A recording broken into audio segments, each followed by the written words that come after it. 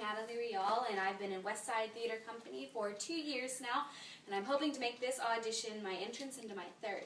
Before I was in company at West Side, I did theater at my middle school, where I did Pygmalion and a play written by my director called The Town, Some Hope, and a Slice of Lemon Meringue Pie. When I'm not acting at school, I am at home practicing acting and singing because that's really all I do other than schoolwork.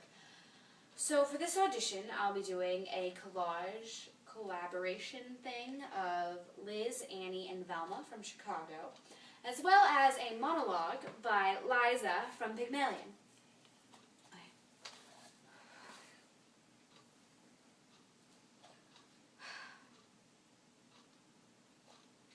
You know how people have those little things that really get you down? Like Bernie.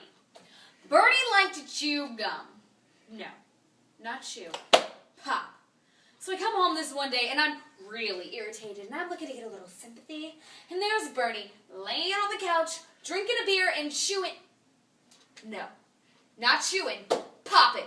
So I said to him, you pop that gum one more time. And he did. So I took the shotgun off the wall and I fired 2 warning shots into his head. I met Ezekiel Young out in Salt Lake City about 2 years ago, and he told me he was single, and we really hit it off. So we moved in together. He'd go to work, he'd come home, I'd fix him a drink, and then we'd have dinner. And then I found out, single, he told me, single my ass.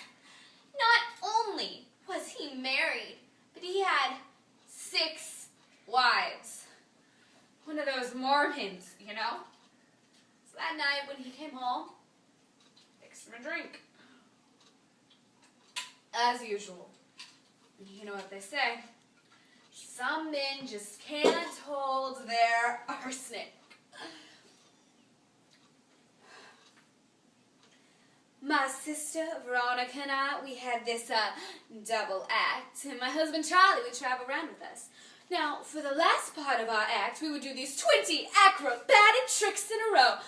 1, 2, 3, 4, 5, splits, spread, eagle, backflip, flip-flops, one right after the other. And so this one night, we were down at our Hotel Cicero, all 3 of us boozing, having some laughs. Well, we ran out of ice. So I went to get some. I come back. I open the door and there's Veronica and Charlie doing number 17. The spread eagle. I was in such a state of shock. I completely blacked out.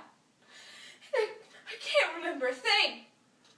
It wasn't until later, when I was washing the blood off my hands, that I knew they were dead.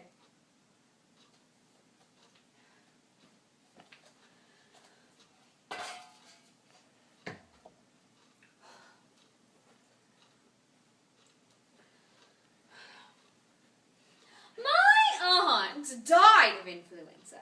So they say. But it's my belief they'd done the old woman in. Yes, Lord love you.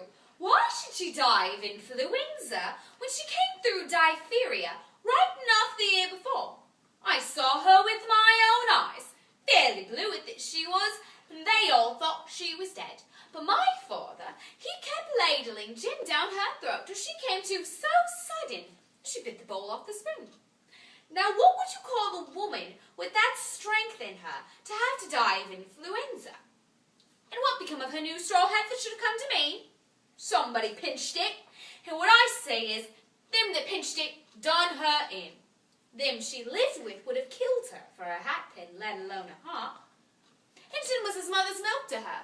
Besides, father poured so much of it down his own throat that he knew the good of it. Never did him no harm, what I can see. But then he did not keep it up on regular.